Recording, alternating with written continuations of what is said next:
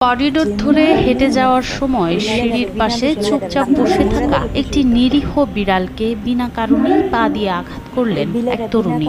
আঘাত পেয়েও বিড়ালটি চুপচাপ সেখানেই বসে থাকে, কিন্তু বিপত্তি ঘটল ঠিক তার পর মুহূর্তেই। ওই সিঁড়ি দিয়ে ওপরে ওঠার সময় হোঁচট খেয়ে সজোরে আছড়ে পড়েন তিনি। যেন যেমন কর্ম তেমন ফল মিলল হাতে নাতে। যন্ত্রণায় কেঁদে ভাসান ওই তরুণী, আর লাথি খাওয়া বিড়ালটি স্থির দৃষ্টিতে দেখতে থাকে সেই দৃশ্য। সম্প্রতি সামাজিক যোগাযোগ মাধ্যমে এই ঘটনার একটি ভিডিও ব্যাপক ভাইরাল হওয়ার পর তুমুল বিতর্কের সৃষ্টি হয়েছে।